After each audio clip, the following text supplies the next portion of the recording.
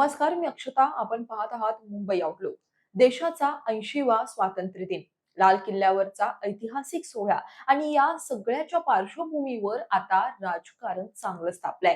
तेही राष्ट्रगीतासोबतचं देशाच्या स्वातंत्र्य लढ्याशी अतूट नातं असलेल्या वंदे मातरम वरून. काँग्रेसच्या दिल्लीतील मुख्यालयात स्वातंत्र्य दिनाचा कार्यक्रम सुरू होता. तिरंगा फडकवण्यात आला. त्यानंतर वंदे मातरमचं गायन सुरू झालं.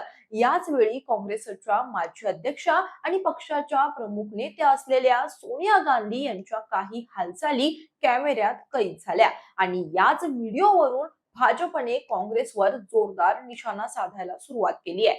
भाजपचा आरोप आहे की वंदे मातरमचं पूर्ण गायन सुरू असताना सोनिया गांधी यांनी ते थांबवण्याचा प्रयत्न केला.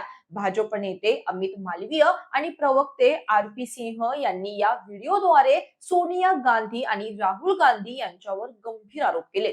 मात्र काँग्रेसनं भाजपचे आरोप फेटाळून लावलेत. काँग्रेसच्या म्हणण्यानुसार वंदे मातरमचं गायन सुरू असताना कोणताही व्यत्यय आणण्यात आलेला नाहीये. सोनिया गांधी यांनी गाणं थांबवण्याचा प्रयत्न केला, हा आरोप चुकीचा आहे. काँग्रेसनं दिलेल्या स्पष्टीकरणानुसार सोनिया गांधी या काँग्रेस अध्यक्ष मल्लिकार्जुन खरगे यांच्यासाठी खुर्चीची व्यवस्था करण्याबाबत संकेत करत होत्या. त्यामुळे व्हिडिओतील त्यांच्या हालचालींचा चुकीचा अर्थ लावला जात असल्याचा दावा काँग्रेसकडून करण्यात आलाय.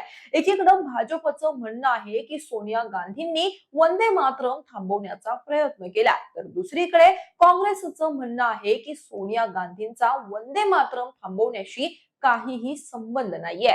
पण हा वाद केवळ एका व्हिडिओ पुरता मर्यादित नाहीये, कारण याच वर्षी केंद्र सरकारनं वंदे मातरमच्या गायनाबाबत नवे नियम लागू केलेत. गृह मंत्रालयानं जानेवारी 2026 मध्ये जारी केलेल्या मार्गदर्शक सूचनांनुसार अधिकृत कार्यक्रमांमध्ये वंदे मातरम आणि जन गण मन दोन्ही सादर केले जाणार असतील, तर आधी वंदे मातरम आणि त्यानंतर राष्ट्रगीत सादर करायचं आहे.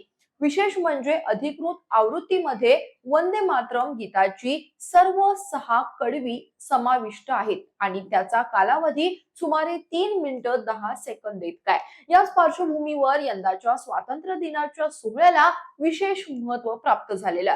लाल किल्ल्यावर प्रथमच वंदे मातरमच्या सादरीकरणाचा समावेश करण्यात आला आणि त्यानंतर राष्ट्रगीत सादर करण्यात आला.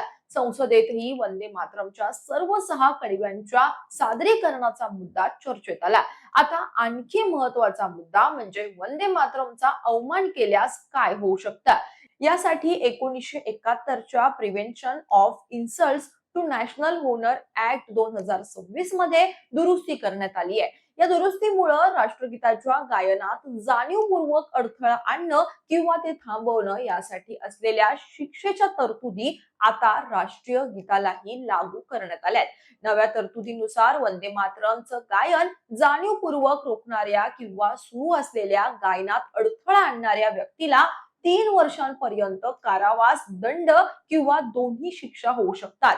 पुन्हा दोषी ठरल्यास किमान 1 वर्षाचा कारावासाची तरतूद सुद्धा करण्यात आली आहे. महत्वाचं म्हणजे ही केवळ प्रस्तावित तरतूद राहिलेली नाही. राष्ट्रपती द्रौपदी मुर्मू यांनी दुरुस्तीला मंजुरी दिल्यानंतर वंदे मातरमला या कायद्याअंतर्गत कायदेशीर संरक्षण देखील मिळाले. पण या सगळ्या वादाच्या मुळाशी इतिहासही आहे. काँग्रेस नेते जयराम रमेश यांनी याच मुद्द्यावरून सांगितलंय की काँग्रेसचा वंदे मातरमशी संबंध आजचा नाहीये. स्वातंत्र्य लढ्याच्या काळात काँग्रेसच्या अधिवेशनांमध्ये हे गीत गायलं जात होतं. 1937 मध्ये काँग्रेस कार्य समितीनं वंदे मातरमच्या पहिल्या 2 कडव्यांच्या वापराबाबत निर्णय घेतलेला. या निर्णयामागे त्या काळातील राष्ट्रीय नेत्यांमध्ये झालेली चर्चा आणि रवींद्रनाथ टागोर यांच्या सूचनांचाही संदर्भ काँग्रेसकडून दिला जातो. काँग्रेसचा दावा असा आहे की त्यामुळे काँग्रेसवर वंदे मातरमचा विरोध करणारा पक्ष असल्याचा आरोप करणं चुकीचं आहे.